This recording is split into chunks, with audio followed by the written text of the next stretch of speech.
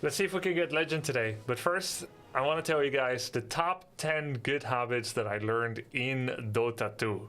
Now, these are the top 10 that came to mind. There might be others, but they're pretty important. And though I won't be able to apply them every time, I think they're good and important. Number 1, have a list of goals that your hero and that your position 1, 2, 3, 4, support, hard support, off lane, mid lane, or safe lane, have a list of goals that your character and the position that you're playing are meant to achieve for your team and against their team.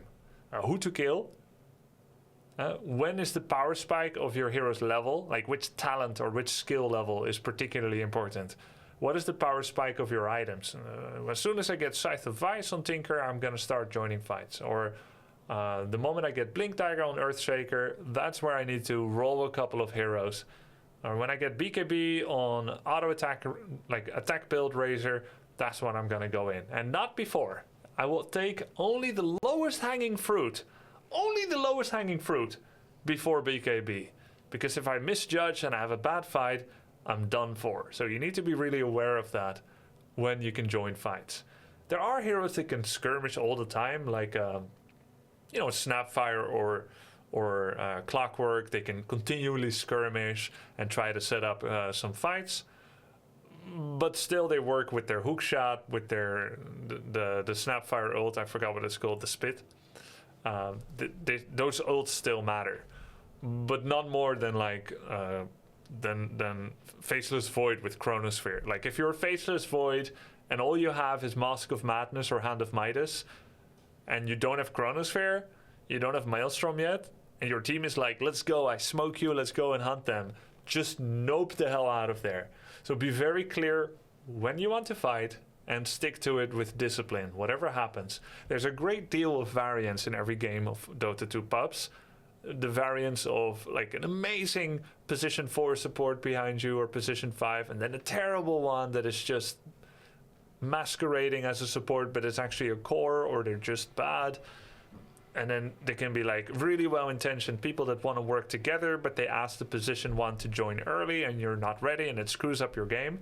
So yeah, like that. And also know how to team fight. Are you an engager? Are you a counter-attacker? So engage would be like Legion Commander, blink in, duel, blade mail, done. Counter-attack could be like Tidehunter. I walk in, I say, hi guys, I'm standing in front of your tower, try to kill me, and they come in and try to kill you, they fail, you ravage, your team jumps out of the shadows. That would be a counter-attack, right? Or do you hide in the shadows, like Dazzle? Don't show, even if you could help a bit, just to let the opponent think that your guy is alone, and then you come out of the shadow with the Shallow Grave, with the Poison Touch Hex, and so on. Or maybe you're going to stun someone, but you don't want to show people. Or you're too squishy, that when you go in too early, that you become the target.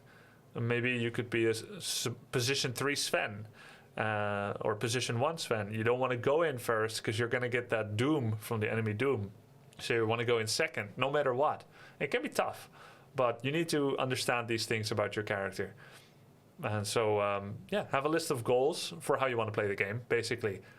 And that's really good in general in life and in games, to have a goal of how you're going to play the game. We all know that feeling that when we log into the client, we're just like, play Dota. We just click the button.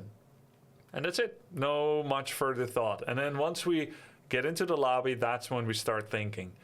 But it can help a lot just to have a little bit of mental prep work.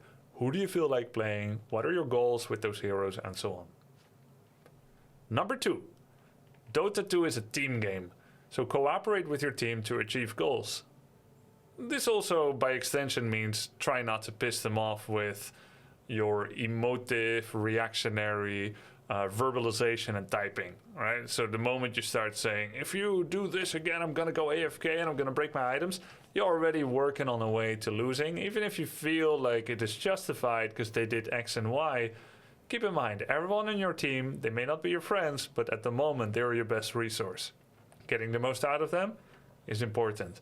But also cooperate in a direct, intentional way in terms of, if I have an axe that has a blink dagger and a blade mail, I have a pretty good idea that he's going to start the fight on the first person he sees with a blink in and a call.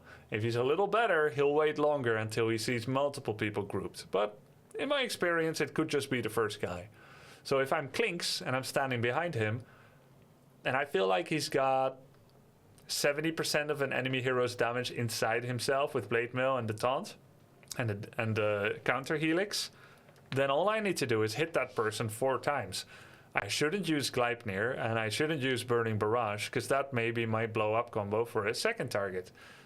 Playing with the team in mind means coming up with a prediction for how your allies are going to be approaching fights, so that you don't overlap stuns, you don't overblow up on the first target you see, and then have nothing left for the rest.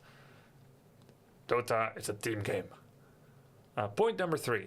Dota is a solo game. Cooperate with no one if it could screw up your game.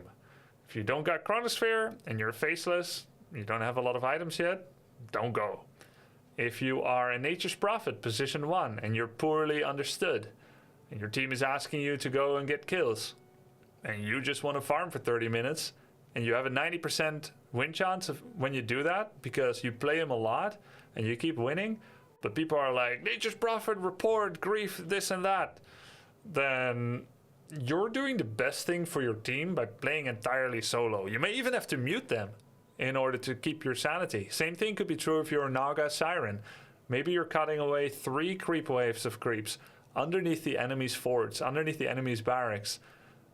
Rinse and repeat over and over and over. And they're like, oh my god, Naga Siren, report, he's never with us. Come back and TP home. And the enemy literally has no creeps at your barracks, so they cannot disable backdoor protection, and you're getting mega farmed, and you could 1v5 soon. And you know that you can do that because you got that confidence, because you've done it before. And the only thing that ever stops you is your allies baiting you into bad fights. Then that's where Dota 2 transitions to become a solo game. You are now playing a solo game, 1v9, 1v5, however you want to see it. And muting your team is the most altruistic thing you can do in order to work with them. I'm not saying you should do this every time, but if you need to do it to keep your sanity, if you're playing a poorly understood hero with close-minded allies that blame the wrong thing, it might just be the right way to go. Number 4, be familiar with multiple item routes for your hero and why and when you would use each item route. Think of possible threats and synergies and counters, and then come up with item routes for that hero in that situation. But here's an extra important rule and lesson for you. If you can't think of the right item route because it's too confusing, and surely as someone with only like 500 games, or I don't have 10,000 games in Dota 2 yet, I have felt that, and I felt it recently, that I don't always know what the right item is. You know, if I need building pushing power, and I need physical armor, and I want to amplify my team's physical damage, Assault Cuirass is good. But if I need physical protection, Assault Cuirass could be good, but I want physical protection, I want enemy regen reduction, and movement speed reduction, and it's not about pushing barracks, now I want Shivas. But if it's lots of mini physical attacks, now I want, what's the one called that upgrades from Vanguard? Crimson Guard.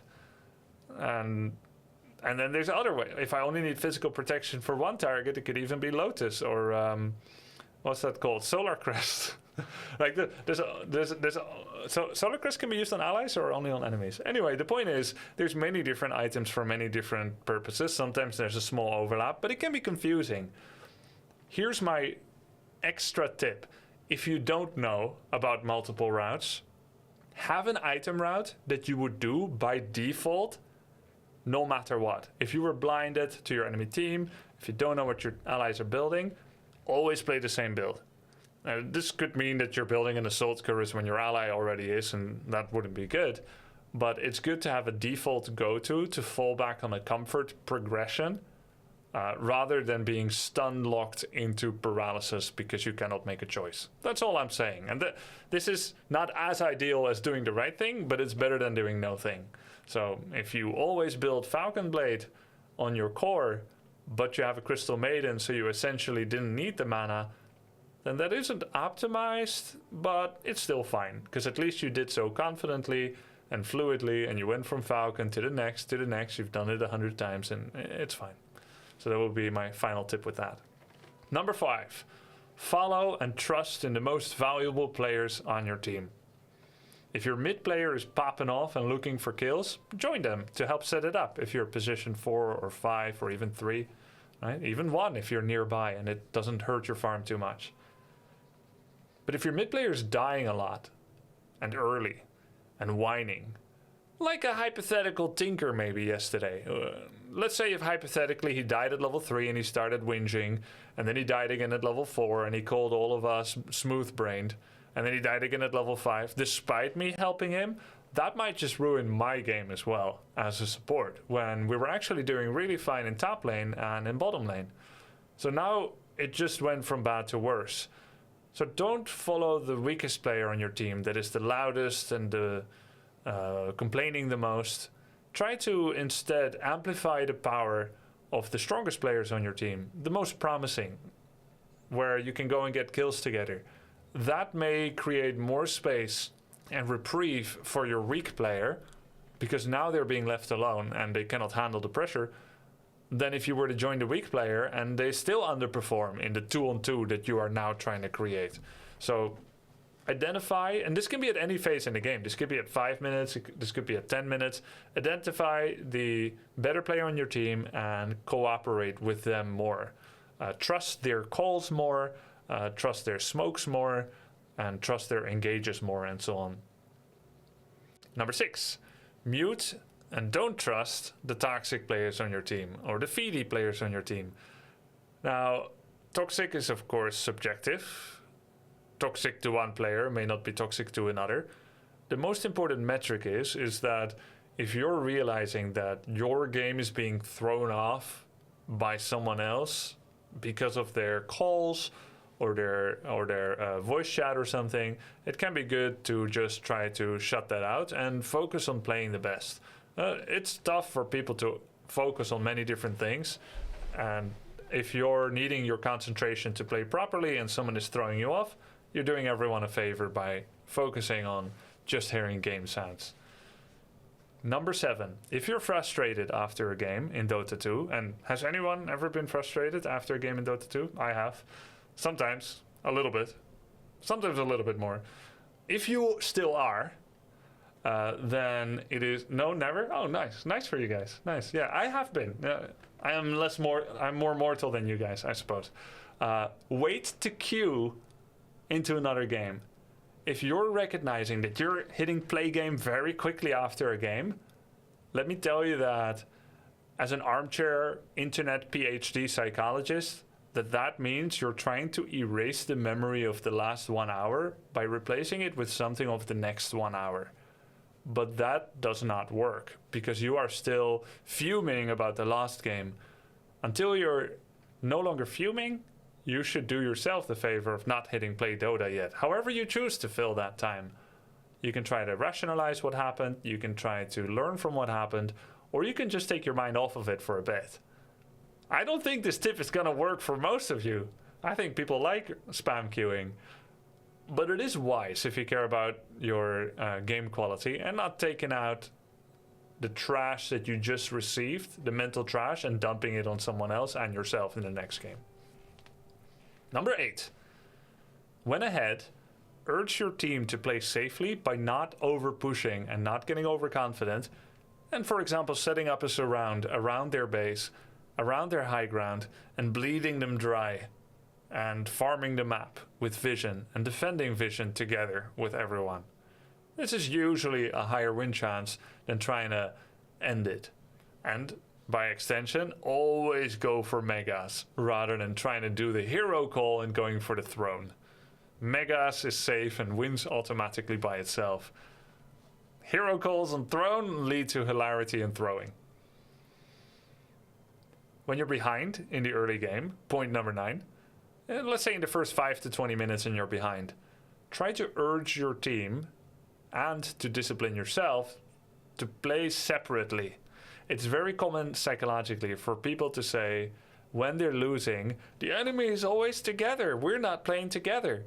Right? Enemy could be deathballing as 3, 4, or 5. We need to group up for once. Very common after you lose a lot of heroes. We're never grouped. But if you're already behind, typically you don't want to group. Let's reason it out. If you're behind and weaker, when you group as 5 against enemy 5, you lose, statistically. Well, there you go. If the enemy is grouping, we shouldn't group, because we're losing. How can you win when you don't stop the enemy 5-man? Well, that's because Dota 2 has a big map. If you're constantly in 5 different places with 5 different heroes, think of it as an early warning signal. Think of it as the parakeet in the coal mine. The moment the parakeet dies, you know that the air has gone bad and that you should quickly leave so that you don't get poisoned. So you'll use any of the 5 members on the map. When they die to the enemy steam waltz, the bulldozer of the enemy 5-man, then you know that's a bad place to be and you leave. So you use each other as a parakeet. And in the meantime, you'll try to push out waves, get objectives, try to get items. The enemy is sharing XP and gold in one place, and you're getting it from many different places. In the early game, this is wise, to stay more separate and to take small little losses in one place and to take wins in another place. Eventually, whatever disadvantage you have actually gets mellowed out and averaged out to be less and less important. A 1k net worth deficit in minute 5 is a larger percentage deficit than a 1k net worth deficit at minute 10, and then at 20 and at 30. So whatever difference there is between the losing team and the winning team, even if that difference remains the same and you don't give them more, then it'll get better and better percentually later on. Now, I believe that does change when you are behind in the late game. Let's call late game 25 or 30 minutes all the way to 60 minutes, right? Urge your team to play together when you're behind in the late game. This gives you the highest possible chance of having a 5-man fight against 4 or fewer. Especially if you use vision well, if you use smoke well, and if you take a chance. Being behind in a late game, there's 2 ways to play it. You can camp on the high ground, and this sometimes works. People throw on the high ground a lot. But that's also playing together, right? If the 5 of you are on the high ground. Or the 5 of you can go to one of the 3 lanes, or a jungle, and that's also playing together. This is generally the best chance, because you either want to have more people in a fight, or you want to be stronger in general. If you're strong in general, you can win a one-on-one. But if you're behind in a late game, you just want to bring more bodies to a fight to get that chance for a landslide victory. So I think it flips. From early game, you want to be split when you're behind, and late game, you want to be together when behind. And that's my 10 good habits in Dota 2 so far that I've learned. I'm sure there's a lot more. What are your top habits in Dota 2? Let me know in the comments. Let me know in the chat, Twitch chat.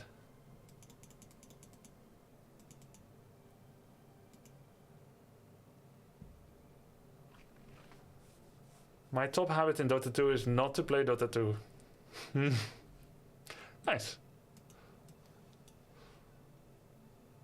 Someone asked me to add this emote, but I feel like it's inappropriate because I don't like vegetables that much. Can't lose if you never play. Yeah, true. Mine is spam one hero till it's all in muscle memory. That's a good tip. I've never got frustrated after Dota because I haven't played it yet. 5-head. Nice.